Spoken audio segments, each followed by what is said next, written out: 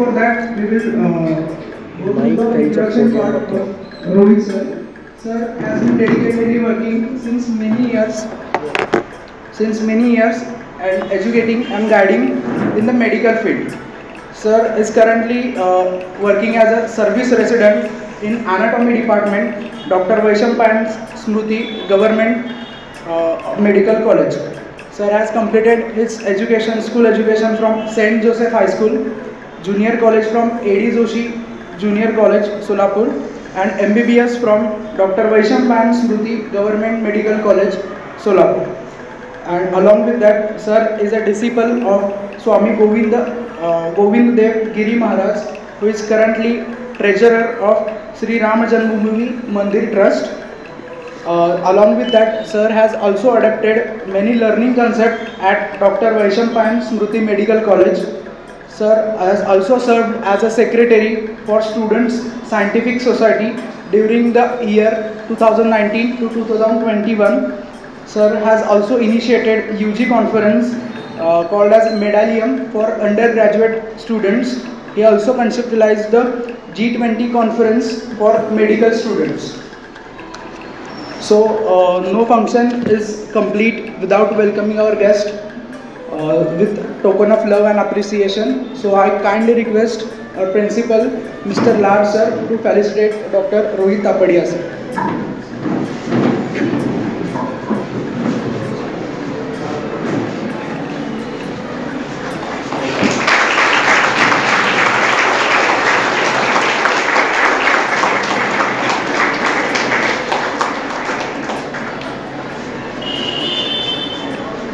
Thank you, sir.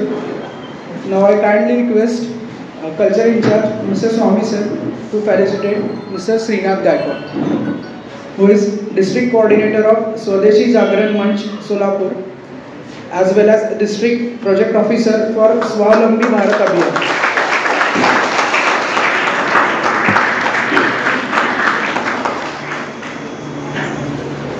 Thank you, sir. So, let us rise to knowledge and applaud of our chief guest for their remarkable contributions as well as unwavering dedications. So without further delay, let us begin the session. So I request. Okay. So I request Mr. Srinath Gaikwad to proceed with the further proceedings.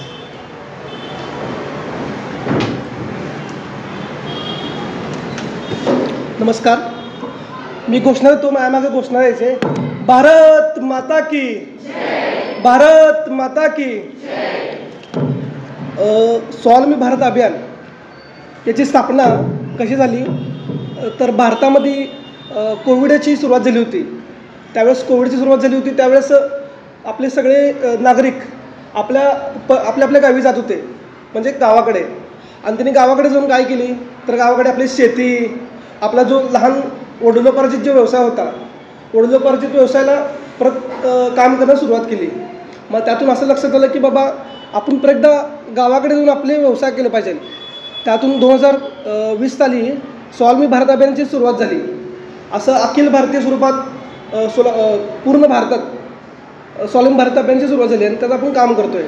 स्वावलंबी भारत अभियान म्हणजे काय तर आपण स्वतः स्वावलंबी होण्यासाठी काम करायचं. आपल्याला स्वतः व्यवसाय करायचा आहे. आपल्याला कुठे दुसऱ्यांकडे कामाला न जाता स्वतः आपण एक छोटासा लहान सहान असू द्या तर स्वतःचा उद्योग करायचा आपल्याला, असं आपल्याला काम करायचं आहे. मग आपण काय करतो आहे, आपल्या सोलापूर जिल्ह्यातल्या सगळ्या महाविद्यालयात आपण जाऊन विद्यार्थ्यांना उद्योजक होण्यासाठी प्रेरणा देतो. त्यामध्ये आपण उद्योजकता प्रोत्साहन संमेलन असेल, उद्योजकता विकास यात्रा असेल आणि स्वदेशी मेला असेल, असे उपक्रम आपण साजरे करतो तिकडे. आणि विद्यार्थ्यांना एक उद्योजक होण्यासाठी त्यांना त्यांच्या मनात एक बीज घालतो, असं आपले काम आहे. यानंतर आपले वक्ते आहेत ते आपल्याला एक मार्गदर्शन करतील. ठीक आहे, नमस्कार.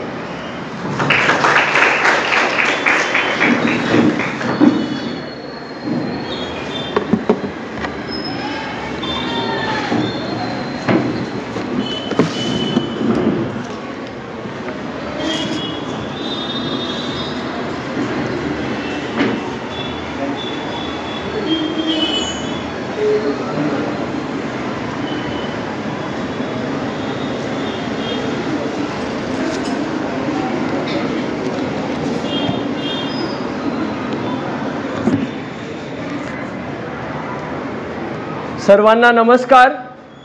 सर्वांना नमस्कार. अरे नाश्ता जेवण काही केलंय का नाही? ब्रेक झाला नाही का तुमचा? मग तर अजून जोरात बोलायला पाहिजे. काय झालं? अच्छा, चालूच नाही केली. माझाच आवाज येत नव्हता. सर्वांना नमस्कार. सुप्रभात. व्यासपीठावर जमलेले गांधीनाथा फार्मसी कॉलेजचे प्रिन्सिपल लाड सर, आपले कल्चरल इन्चार्ज स्वामी सर, स्वावलंबी भारत अभियानचे समन्वयक श्रीनाथ दादा,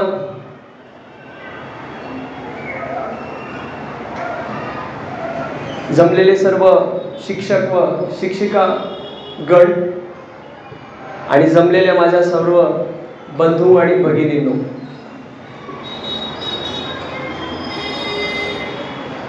एक डॉक्टर फार्मसी कॉलेजमध्ये येऊन उद्योजकाविषयी संबंधित काही चर्चा करणार आहे. हे थोडं उटपटांग वाटतं की नाही वाटत? वाटतं की नाही वाटत? मग ह्यांचं काही चुकलं का निवड करण्यामध्ये? काहींना उद्योजकच भेटले नाही. नेमकं झालं काय? बरं, तुम्ही काही यांनी प्रस्तावना केली, ठीक आहे, प्रस्तावना केली, तर प्रस्तावनेमध्ये असं कुठे उल्लेख आला का की डॉक्टर रोहित तापडिया हे उद्योजक आहेत, किंवा ह्यांनी असं असे खूप दिवे लावलेत, अमुक अमुक कार्यक्रम केले, असं काही तुम्ही ऐकलं का नाही? ऐकलं ना? तुम्हाला असं काही वाटलं का किंवा मी कुठल्या अँगलनी असं उद्योजक दिसतोय का? बरं, डॉक्टर तर दिसतोय का नाही दिसत? तर काय वाटतं, का ह्यांनी आमंत्रित केलं असावं? पण पुढचा अर्धा तास, साधारण 35 मिनिट मी काय बोलणार आहे, तुम्ही काय ऐकणार आहे, पण त्याहीपेक्षा ज्यादा तुमच्याकडून प्रश्नांची उत्तरं अपेक्षित आहेत. जाता जाता मला असं समाधान वाटलं पाहिजे की ह्या लोकांनी मला काहीतरी शिकवलं, समथिंग डिफरंट, है ना? व्यक्ती तितक्या प्रवृत्ती, बरोबर आहे, व्यक्ती तितक्या प्रकृती आणि व्यक्ती तितक्या प्रवृत्ती. तर हे सगळं चालत राहणार, मी काहीतरी बडबड राहणार, पण माझ्या प्रश्नांची तुम्ही उत्तरं द्याल तर मला ज्यादा आनंद होईल आणि इथे आल्याचं सार्थक पण होईल. कारण मी एका स्वार्थापोटी इथे आलो आहे की मला काहीतरी तुमच्याकडून शिकायला भेटेल. आलं लक्षात? तर you make this confirm, you assure me that you will teach me something by your answers. And I have very basic childish questions, आणि मला आशा आहे की तुम्ही समजून घ्याल मला. तर कार्यक्रमाला आणि चर्चेला सुरुवात करण्याच्या आधी मी महाविद्यालयाला आणि स्वावलंबी भारत अभियान या टीमला सर्वप्रथम धन्यवाद व्यक्त करतो की त्यांनी इथे चर्चासत्र करण्यासाठी आमंत्रित केलेलं आहे. आणि असं म्हणून आपण आजच्या चर्चेला सुरू करूयात. चर्चेचा विषय काय की वैद्यकीय क्षेत्रामध्ये उद्योगासंबंधित संधी कोणकोणत्या आहेत असा विषय दिला गेलेला आहे. तर जर ह्या हेडलाईनला आपण तोडत गेलो तर पहिलं आलं वैद्यकीय क्षेत्र, बरोबर आहे, दुसरं आलं उद्योजकता, आणि तिसरं आलं काय? संधी, बरोबर आहे. 3 कॉम्पोनंट्स. या 3 कॉम्पोनंट्सवरच पुढचे 35 मिनिटं आपण चर्चा करणार आहोत. वैद्यकीय क्षेत्र, काय वाटतं तुम्हाला? वैद्यकीय क्षेत्र म्हटल्यानंतर काय वाटतं? वैद्यकीय क्षेत्र म्हटल्यानंतर काय वाटतं? आवाज कमी झाला का? हॅलो हॅलो हॅलो हॅलो, आवाज कमी झाला. हॅलो हॅलो हॅलो, आवाज कमी झाला. हॅलो, आवाज कमी झाला ना? Hello hello hello hello hello hello, हां हॅलो हॅलो, हां. वैद्यकीय क्षेत्र म्हटल्यानंतर आपल्याला काय लक्षात येतं? काय लक्षात येतं? What do you understand by medical field? काय वाटतं रे?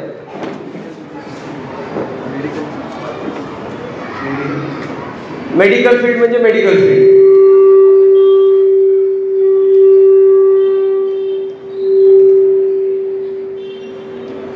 असला डेंजर उत्तर दिलं ते भोंगा वाजायला लागले. काय वाटतं मेडिकल फील्ड म्हणजे काय वाटतं? येस, काहीच वाटत नाही. अरे इज्जत का सवाल है, उधर पूछूंगा वो लोग जवाब दे देंगे तो क्या रह जाएगा अपना. बदनाम कर रहे हो. हाँ, काय नाव आहे तुझं? मग जसं युद्धासाठी रणांगणामध्ये धीर दाखवणं आवश्यक आहे, तसं हे आपलं रणभूमीचं आहे. परीक्षा देणे, वायवा फेस करणे, मग आता धीर दाखवा तुमचं. हा, आता किती म्हातारा होत चाललोय आपण. हॅलो, येस, आपल्यावरून कोण सांगणार उत्तर? सांगणार तू? अरे खाली का मान घालताय? अवघड आहे.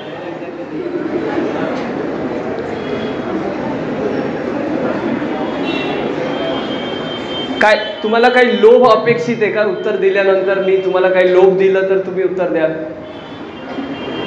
हे बघ, मी पहिलंच घोषणा करून ठेवलेली आहे की हे चर्चासत्र राहणार आहे. लेक्चर तर तुम्ही रोज ऐकता ना, ऐकता का नाही? मग मी पण तेच करून गेल्यानंतर काय उपयोग आहे? आणि मी करण्यापेक्षा सगळं गुगलवर आहे. तुम्ही लोक जादा ॲक्टिव्ह आहे, इंस्टाग्राम, फेसबुक, व्हॉट्सअप. बरोबर आहे ना? Information is in abundance. There you don't need anyone to come and give you information. So what is our role? Our role is to come and interact, ignite you, make you thoughtful, but you are not ready to think. You don't want to answer. कसं होणार मग? अजून तर सुरुवात झाली आहे. पुढचे 35 मिनिटं झेलू शकाल ना मला? हा, काय वाटतं मेडिकल फील्ड म्हटल्यानंतर? काय वाटतं? काय वाटतं?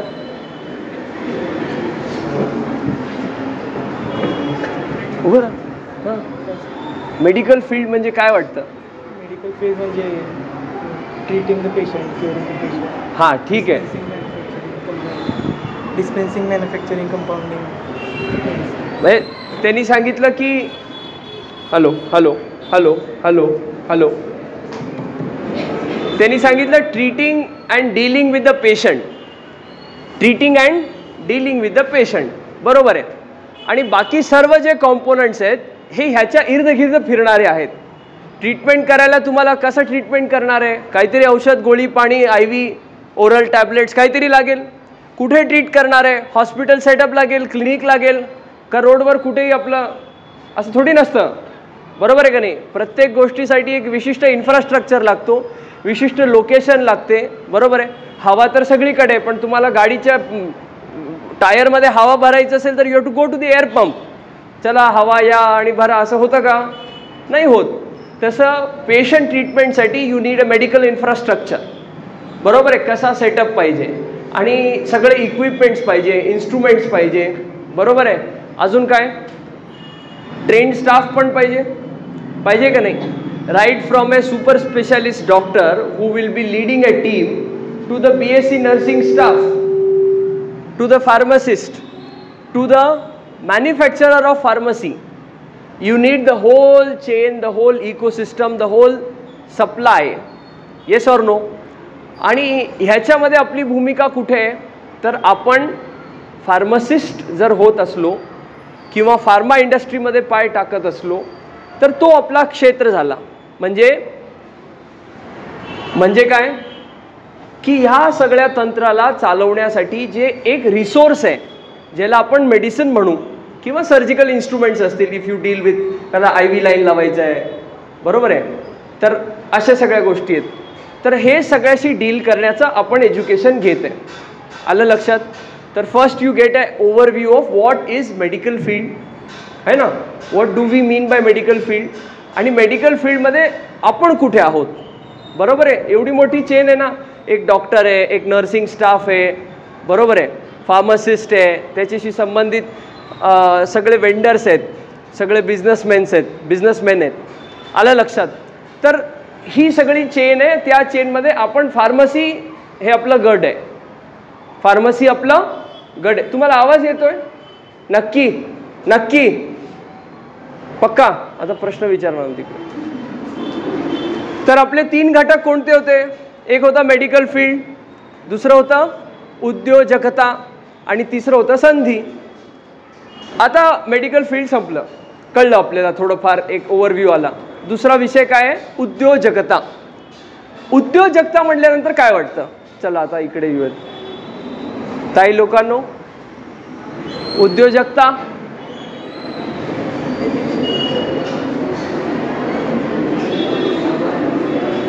येस. अरे एक जण तर उत्तर द्या. तुम्ही तर असं म्हणजे इतकं काय, आता मी बोललो असतो पण जाऊ द्या. Yes madam, your self. अगं तुझ्याचकडे बघतो, तिकडे काय बघतो? तुझं नाव नाही विचारत आहे. उद्योजकता म्हणजे काय सांग? Business. Business is she right? अरे हो नाही, काय तर समर्थन तर द्या. अरे मत करा. बिझनेस. आता बिझनेस म्हटल्यानंतर काय लक्षात येतं? काय लक्षात येतं? अच्छा, हिचं म्हणणं आहे स्टार्टअप. अजून तुम्हाला काय वाटतं? स्टार्टअप. अरे अजून काहीतरी वाटलं पाहिजे ना. इनकम. इनकम तो चपरासी को भी इनकम है, जॉब करता है. बिजनेस का. हाँ पर ठीक है, पर कैसे उसको एक्सप्लेन करोगे आप? Profit. Stand and answer. Profit and loss in a business. और कुछ? To buy a product and sell the product. To buy a product और manufacture a product and sell a products. और कुछ? डिस्पेंसिंग. और कुछ? Requirement fulfil करना. और कुछ? जिधर रिक्वायरमेंट रहता उधर मतलब demand fulfil. Demand supply chain को समझ के उसके साथ बिजनेस करना. करेक्ट. तो गुड आंसर्स. तो I would like to bring to your notice 3 important terminologies. First terminology is job, second terminology is profession, and third terminology is business. When it comes to job, what do you mean by job? अमुक कंपनीमध्ये मी job करतो, म्हणजे उद्या जर company बंद पडली तर माझा रामकृष्ण हरी. आलं लक्षात? मी अमुक मालकाकडे जॉबला कामाला आहे, म्हणजे काय? त्या मालकाने दुकान बंद केलं तर आपलं काय, चला दुसरीकडे CV द्या, हे करा ते करा. So job is what? Dependent. Job is what? Dependent. Second is profession. Profession म्हणजे काय? कुठलंही स्किल जे तुम्ही अक्वायर केलंय. For example if I am a doctor, काय नाही, टेबल खुर्ची टाकायचं, धंदा सुरू. हां, मी शिक्षक आहे, ब्लॅकबोर्ड, चॉक आणि बडबड सुरू, धंदा सुरू. सगळे कोचिंग छोटे छोटे कसे सुरू झालेत? असेच सुरू झालेले आहेत. So this is a set of skills. बरोबर आहे? तुम्ही फार्मासिस्ट आहात, मग तुमच्याकडे हा ऑप्शन आहे का प्रोफेशनचा? गोळ्या औषध घ्यावे लागणार, तुम्ही स्वतः बनवणार का? जेव्हा वैद्य सिस्टम होतं तेव्हा तुम्ही ते वैद्याच्या सोबत किंवा तुमचं वेगळं औषध बनवून देत होते, जडीबुटी आणत होते. That time you are an independent professional.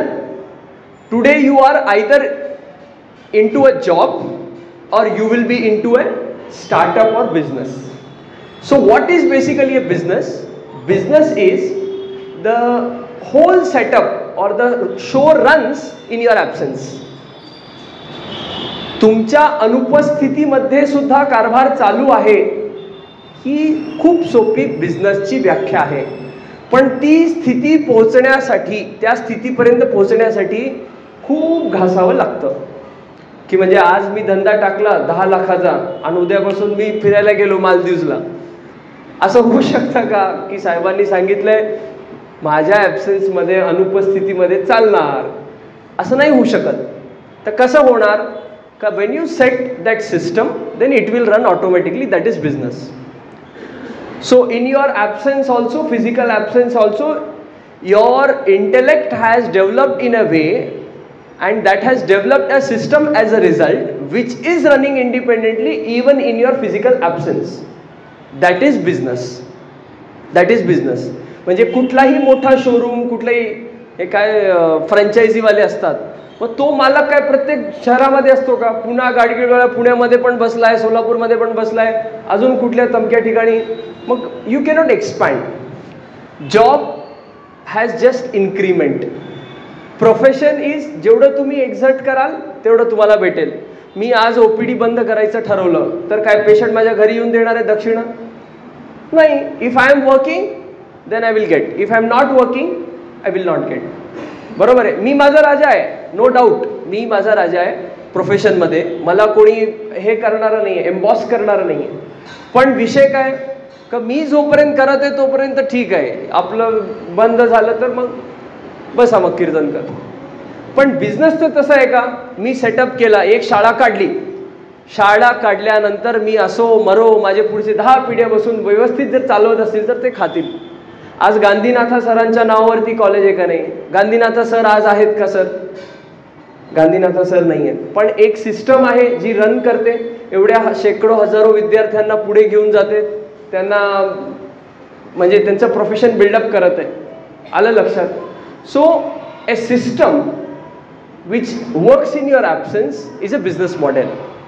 It could be a school, it could be a pharma company, it could be anything. It could be anything.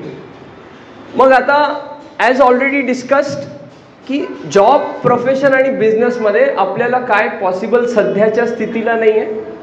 Profession. कारण आज ॲलोपॅथी घ्या, आयुर्वेदा घ्या, होमिओपॅथी घ्या, काही घ्या, तुम्हाला स्वतः थोडी बनवणार आहे तुम्ही मेडिकेशन. तुम्ही जर स्वतः बनवायला लागले then it turns into a business, it turns into a cottage industry, it turns into a startup.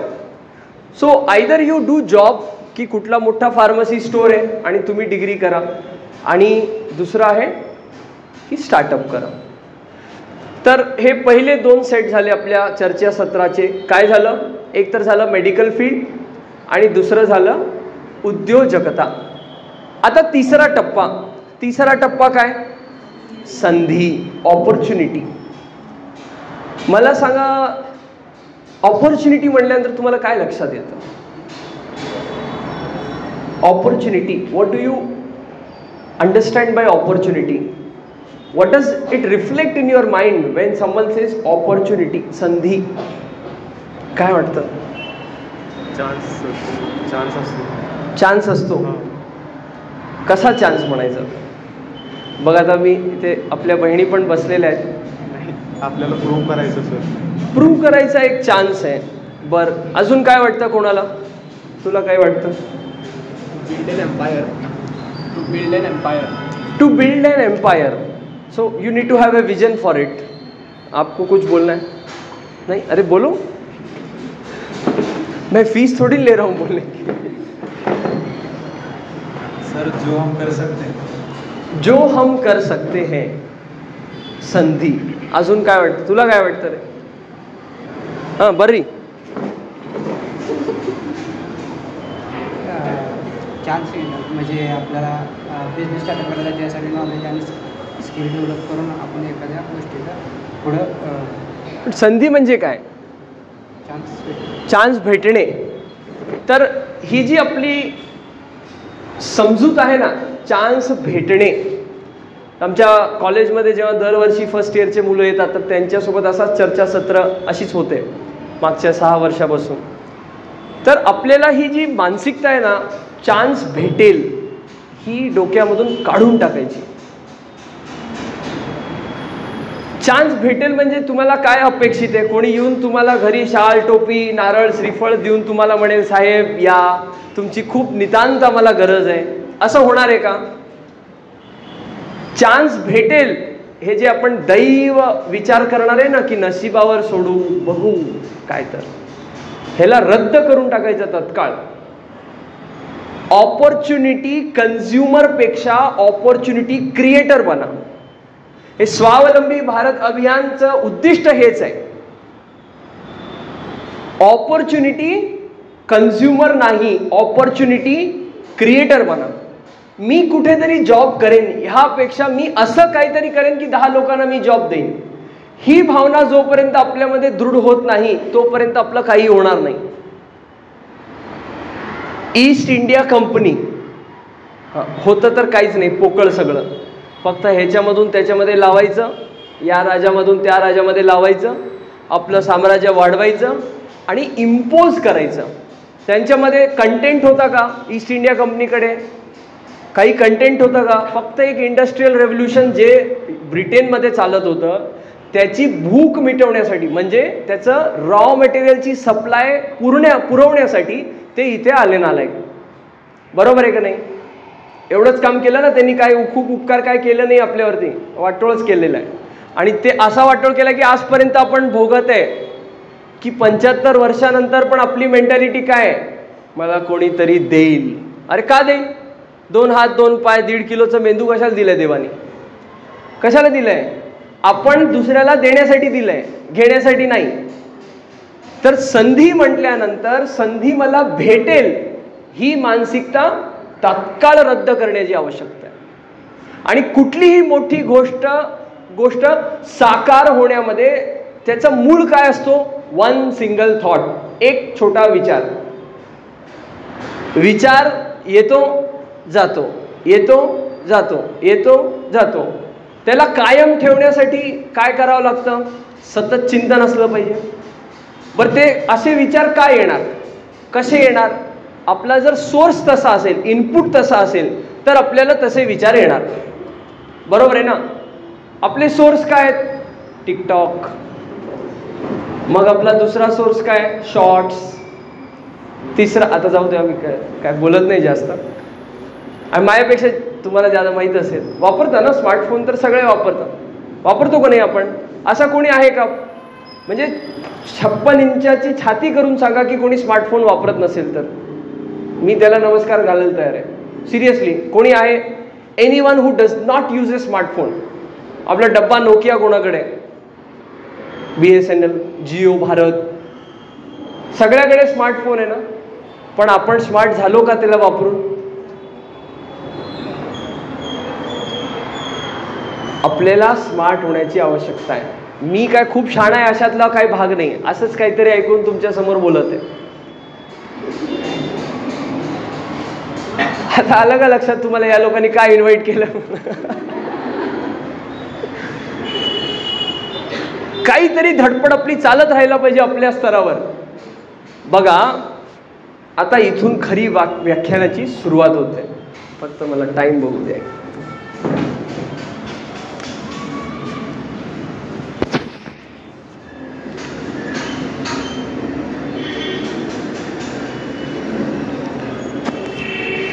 माझ्याकडे फक्त 7 मिनिटं आहेत ह्यांनी दिल्याप्रमाणे, आणि त्याच्यामध्ये तुम्हाला मला खरा व्याख्यान सांगायचं आहे.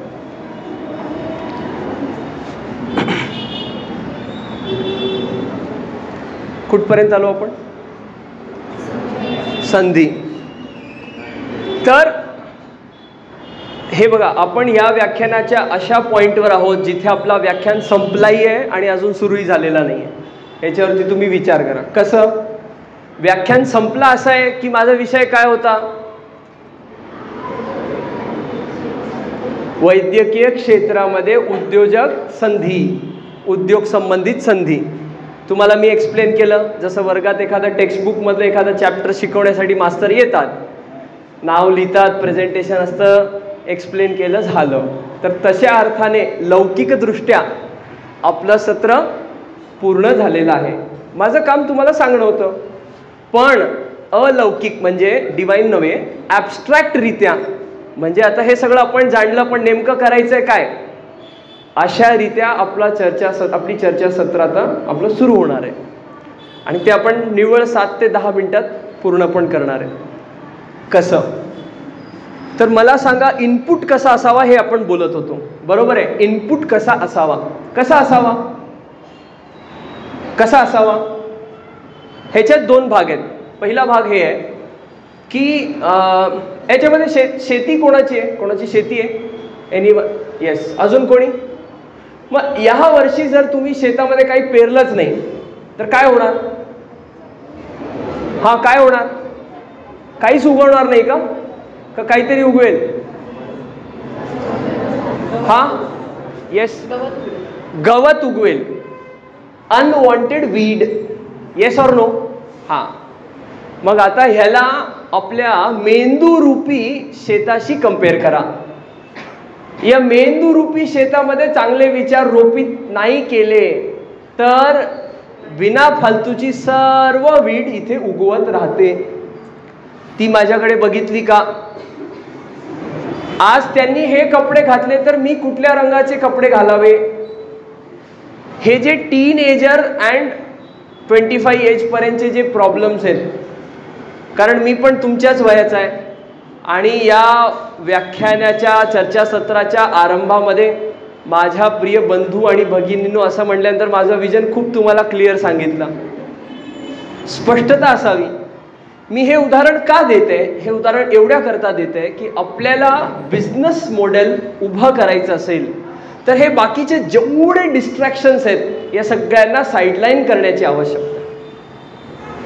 आणि ह्याला आपण साईडलाईन कसं करू शकतो? जेव्हा आपल्याकडे एक की काहीच उगवलं नाही हे जे प्रकार आहे त्याच्यावरती काम करायला पाहिजे. दुसरं, ह्याच्यात जे काही फालतू भरत जात आहे, इनपुट जर काही चुकीचं असेल तर त्याला सुद्धा आपल्याला डिप्रायोरिटाईज करायचं आहे. ही गोष्ट मी मागच्या 7 ते 8 वर्षामध्ये दरवर्षी आमच्या मित्रांमध्ये येणाऱ्या ज्युनियर असे सुपर 8 बॅच सुपर सिनियर झालोय मी आता यावर्षी 2024 मध्ये. हे पाहत आलेलो आहे. त्या अनुभवावरून सांगत आहे की वेळ असा जातो म्हणजे कसा जातो हे कळत नाहीये. टाइम ड्रेन आणि ब्रेन ड्रेन ह्या 2 गोष्टींपासून खूप जास्त अलर्ट राहण्याची आवश्यकता आहे. हा टाइम ड्रेन आणि ब्रेन ड्रेन असा होतो कारण आपला इनपुट योग्य नाही. आणि इनपुट योग्य नाही हे आपण जाणून बुजून करत नाहीये. आपण जाणून बुजून 1 तास चॅटिंग करतो का? आपण वाहत जातो. मग आता आपल्याला कळलं ना आपण वाहत जात आहे तर तिथे बांधण्याची आवश्यकता आहे. त्या विचारांना साईडलाईन करण्याची आवश्यकता आहे. दुसऱ्या चॅनलमध्ये बाहेर टाकण्याची आवश्यकता आहे. आणि आपल्या चॅनलमध्ये चांगली गोष्ट, चांगले विचार हे रोपण्याची आवश्यकता आहे. मग हे चांगले विचार म्हणजे आता एखाद्याला मंचुरियन चांगलं वाटत असेल, एखाद्याला नूडल्स चांगलं वाटत असेल, एखाद्याला सात्विक भोजन चांगलं वाटत असेल, एखाद्याला कांदा लसूण चांगलं वाटत असेल. मग नेमकं चांगलं हे रिलेटिव्ह आहे का? हे रिलेटिव्ह नाही. जे चांगलं, जे सत आहे ह्या मार्केटमध्ये जी गोष्ट खूप काळापासून टिकलेली आहे ती गोष्ट चांगली असं डोळे झाकून मान्य करावं. का मान्य करावा? चांगल्या गोष्टीचं हे सिद्धांत आहे की कोणी काही षडयंत्र केलं तर ते मिटू शकत नाही. कुठल्याही धर्मातली असो, कुठल्याही जातीतली असो, कुठल्याही परंपरेतली असो, जी गोष्ट चांगली आहे ती टिकते. हेच त्याचं प्रमाण आहे की ती चांगली आहे. आणि म्हणून कुठलाही क्षेत्र असो, आपलं मेडिकल क्षेत्र असो, व्यापार क्षेत्र असो, उद्योग क्षेत्र असो किंवा अन्य आयुष्यातलं कुठलंही वॉक असो, कुठलंही क्षेत्र असो, जी गोष्ट अनंत काळापासून, जादा समयापासून ती टिकत आलेली आहे अशी ती गोष्ट योग्य आहे, सत आहे, चांगली आहे, बरोबर आहे. त्याच्यामध्ये रिलेटिव्हिटी थेरी मांडायची आवश्यकता नाही. कुठला प्रूफ सुद्धा शोधायची गरज नाही. अशा त्या सर्व गोष्टींचा अभ्यास करणे. ठीक आहे, हे झालं लाईफ फिलॉसॉफी. उद्योजकता आणि मेडिकल क्षेत्र ह्याचं समन्वय गाठत काय? तर आपल्या फील्डमधले बाप लोक कोण आहेत? बाप लोक कोण म्हणजे काय? आता तुम्ही फार्मा इंडस्ट्रीमध्ये मोठमोठ्या कंपनी कोणत्या आहेत? डॉक्टर रेड्डीज मेडिकेशन ऐकता का नाही? सन फार्मा ऐकता का नाही? अजून अशा 1000 कंपनी आहेत, नावं घेण्याची आवश्यकता नाही. अशा त्यांची सुरुवात कुठे झाली? त्यातल्या त्यात भारतीय कुठले?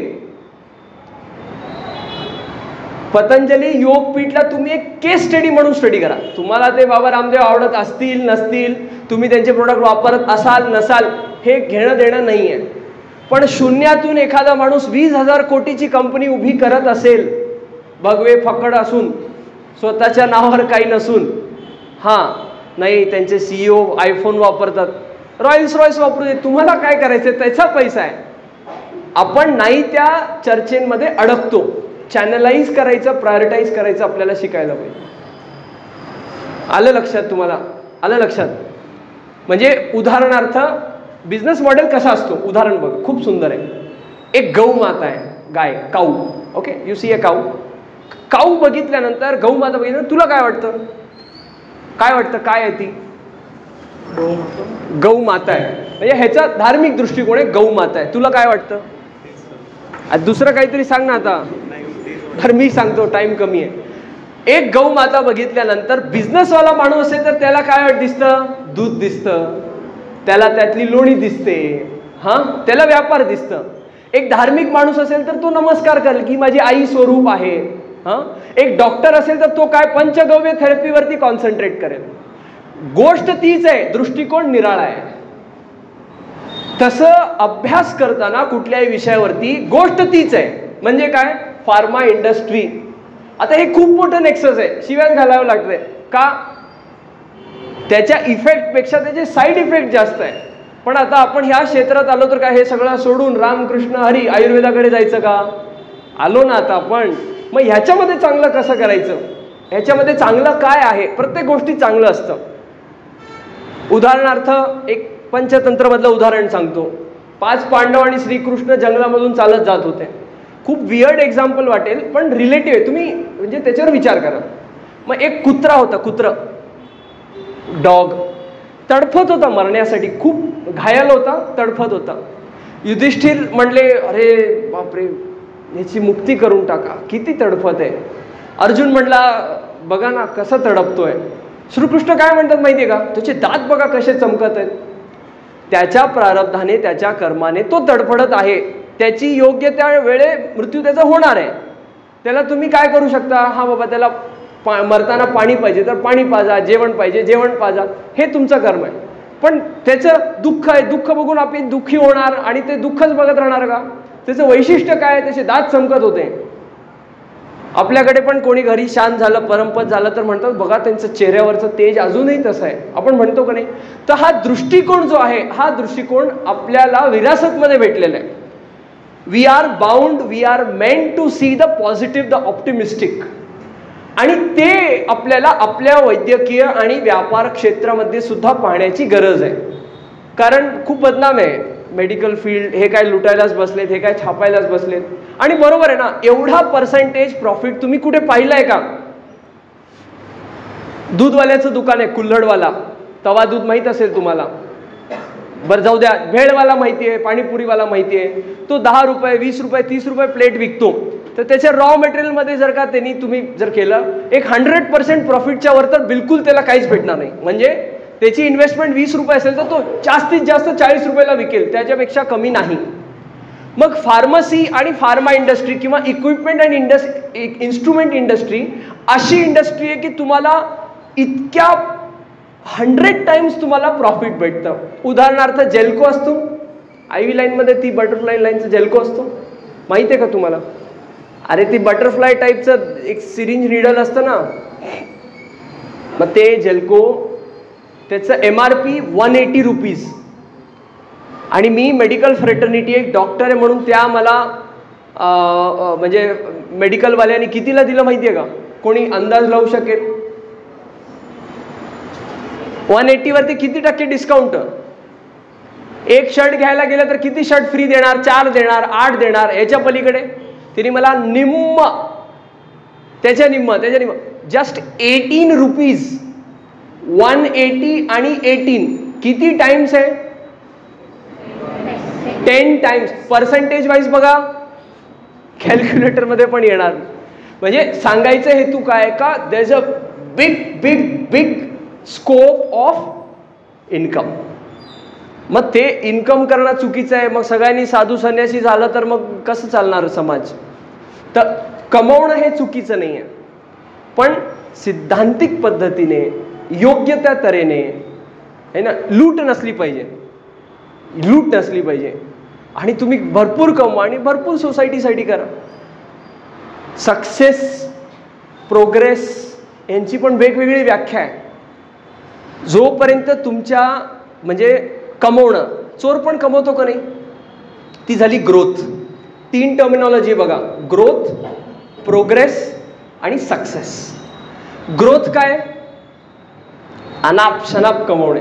चोरी करणं ग्रोथ आहे ना. काल त्याच्याकडे काहीच नव्हतं, आज त्याच्याकडे 10 लाख रुपये त्यांनी चोरी केले, ही त्याची ग्रोथ आहे. म्हणजे नीतिमत्ता विना कमवणे हे ग्रोथ. दुसरं प्रोग्रेस. प्रोग्रेस काय? नीतिमत्ता सहित कमवणे ही प्रोग्रेस, बरोबर आहे. कोणाच्या दुःखामध्ये, नुकसानामध्ये आपली कमाई, म्हणजे जे म्हणतात ना दुसऱ्याच्या प्रेतावरती आपली भाजी भाकरी भाजणे, हा प्रकार नसणे म्हणजे प्रोग्रेस. आणि आपण जे नीतिमत्ता सहित कमवतोय त्याच्यामध्ये आपली सोशल सर्व्हिस, आपली आध्यात्मिकता, आपली स्पिरिच्युअलिटी असणे, हे झालं सक्सेस.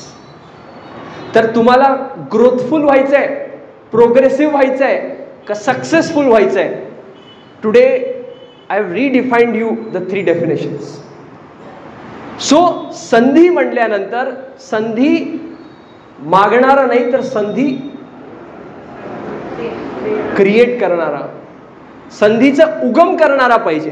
पहिली गोष्ट, ह्यासाठी संधी उगम करणार असं मला विचार आला. मी तुम्हाला सांगितलं का आला विचार, का तसं खाद होतं, तसं इनपुट होतं, मग तसा तुमचा इनपुट पाहिजे.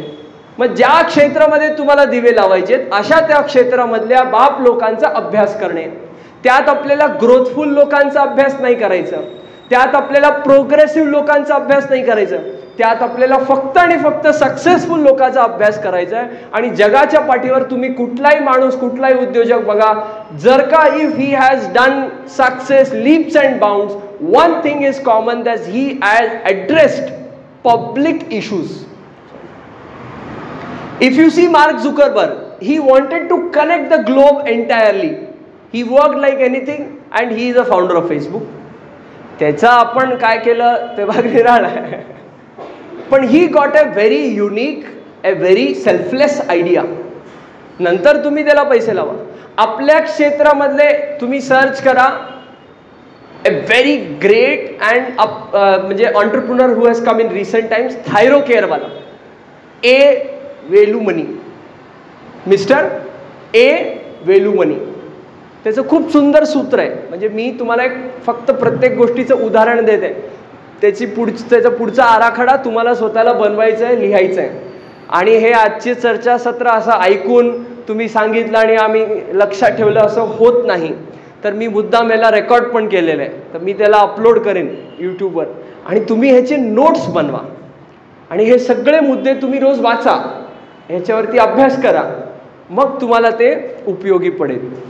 तर टॉकिंग अबाउट ए. वेलुमनी. ए. वेलुमनी, आता त्याचं एक्झॅक्ट मला किती वयामध्ये किती कमवत होता हे माहीत नाही, पण त्याचं खूप सुंदर आणि प्रसिद्ध एक उदाहरण आहे. तो म्हणतो, लोक म्हणतात मोठं विजन ठेवा, बरोबर आहे. अरे किती मोठं विजन ठेवावं, किती मोठं विजन ठेवावं, ह्याला काय माप मर्यादा पाहिजे का नाही? मोठं, मला आता उद्या पंतप्रधान व्हायचं डायरेक्ट, नगरसेवक, MLA, MP, हे कोण करणार? तर स्टेप्स असं कसं आराखडा करावा. तर 10 टाइम्सचा सूत्र तो फॉलो करतो. आपल्या क्षेत्राशी संबंधित आहे, लॅब इंडस्ट्री ऑफ मेडिकल फ्रेटर्निटीशी संबंधित आहे, आणि आत्ताच वर आलेलं जबरदस्त उदाहरण आहे म्हणून तुमच्या सगळ्यांना सांगत आहे. तर तो काय म्हणतो वेलुमनी, 10 टाइम्स म्हणजे आज मी 100 रुपये कमवत असेल ना, तर माझं टार्गेट काय असलं पाहिजे, मी एका वर्षात 1000 करायला पाहिजे, त्याच्या पुढच्या वर्षी 10,000 करायला पाहिजे, त्याच्या पुढच्या वर्षी 1 लाख करायला पाहिजे, त्याच्या पुढच्या वर्षी 10 लाख करायला. 1 वर्ष नाही, 6 महिने करा, 2 वर्ष करा. You set your on time line. म्हणजे हा आता लाईफ व्हॅल्यूज अँड बिझनेस हा वेगळा स्वतंत्र विषय आहे चर्चेचा, त्याच्यावरती कितीही तास चर्चा होऊ शकते.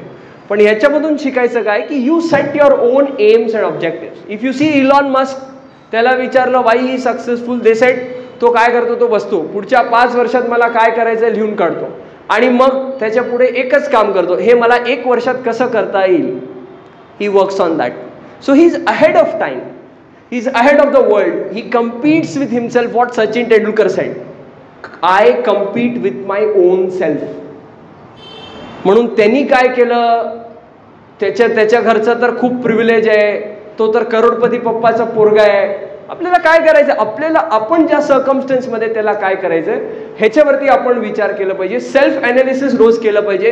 रोज झोपताना उद्या मला दिवसभरामध्ये काय करायचं ह्याचं मी 10 मुद्दे, की बाबा मला उद्या दिवसाला हे करायचं, आणि परत दुसऱ्या दिवशी झोपताना त्या 10 मध्ये टिक करा, मी काय काय केलं आणि काय नाही केलं. सेल्फ ॲनालिसिस करा आणि तुमचे एम्स अँड ऑब्जेक्टिव्स ठरवा, चांगला इनपुट ठेवा, चांगलं खाद्य तुमच्यामध्ये, खाद्य फक्त जेवण तोंडानी होतो असं नाही आहे, डोळ्यांनी पण होतो, नाकानी पण होतो, कानानी पण होतो. whom you listen, whom you see, what you perceive, what you sense. आलं लक्षात? सो अशा ॲस्पेक्टमध्ये स्वतःवरती काम करा. Work on your own self in a way that your objectives are aligned with national interest, your objectives are aligned with social interest, your objectives, your aims are aligned with your familial interests, in a way that you are a successful person, a successful entrepreneur, a person who is himself swavalambi, who is himself self-sufficient, self-reliant, self-independent, and creates the society that he wants to live in, she wants to live in. आलं लक्षात? वैद्यकीय क्षेत्र, उद्योजकता आणि संधी. आणि हे झालं थेरॉटिकल ॲस्पेक्ट. आणि मागच्या 10 किती मिनिटापासून आपण चर्चा करतोय तो झाला प्रॅक्टिकल ॲस्पेक्ट. आशा आहे की माझं बोलणं तुम्हाला टोचलं असावं, असायलाच पाहिजे. त्याशिवाय परिणाम कसा येणार? परिणाम कसा येणार? छान वाटलं, हां मग झालं, गेले, झोपले, विसरले, ऐसा नहीं चाहिए. चुभना चाहिए, लगना चाहिए. So I am not sorry if I have hurt you, because I want to hurt you in the sense that you do something great. Okay. आईन्स्टाईनला हकलल्यानंतरच तो द आईन्स्टाईन झाला होता, हे लक्षात राहू द्या. ठीक आहे. तर मला आशा आहे की मलाही तुमच्याकडून शिकायला भेटलं, कळायला भेटलं की बाबा काय विचार करतात. उत्तरच द्यायचं नाही, पहिलं असं असतं, मग हळूच थोडंच बोलायचं, हां मग हळूहळू उत्तर द्यायचं. असं वाटतंय, तसं वाटतंय, स्वाभाविक आहे ना. Open up, explore, expose your self to the world and create the type of world you want to live in. Bharat माता की जय. पुन्हा एकदा सर्व ऑर्गनायझर्सचं, स्वावलंबी भारत अभियानचे सर्व कार्यकर्ते, सर्व मंडळ आणि गांधीनाथा फार्मसी कॉलेज यांचे प्रिन्सिपल, कल्चरल इन्चार्ज आणि आपल्या सर्व शिक्षक, शिक्षिका मंडळ, विद्यार्थी बंधू भगिनींनो, सर्वांना मी पुन्हा एकदा शांतीपूर्ण मला ऐकले, संवाद साधले आणि मला ही संधी दिलात याबद्दल पुन्हा एकदा धन्यवाद व्यक्त करतो. आणि आपलं मला वाटतं 35 मिनटं झाले असावे, 40 मिनटं झाले, 47 वेळेचं अतिक्रमण केल्याबद्दल पण क्षमा प्रार्थी आहे. आणि काही बोलण्यामध्ये चुकलं असेल तर समजून घ्या. आता धन्यवाद. जय हिंद, जय Bharat.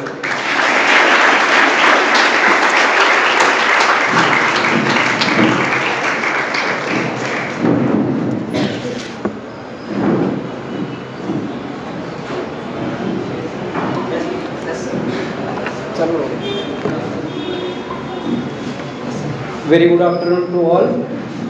On the behalf of Gandhinatha Ramji College of D Pharmacy Solapur, I am glad to be standing here to express vote of thanks. First of all, I thanks to our respected principal sir, Lard sir, giving me this opportunity to express vote of thanks, and special thanks to our honorable guest Dr. Rohit Tapadia sir and co-guest Gaikwad sir for accepting our invitation and being with us today. We are grateful sir for your passion is different and profession is different. Okay, from this session we are learn not only we gain the knowledge, we gain also our completely what sir you Marathi we are just gain the not only knowledge, we gain the experience. Okay, thank you so much for sir, and also thanks to our honorable President Sanjay Gandhi sir and our respected principal sir, respected principal Lard sir, and also respected Dias for always supporting and guiding us, and also thanks to our youth of Bharat, our students who have made this day possible, and also thanks to each and everyone who have making this day and this session successful. Thank you.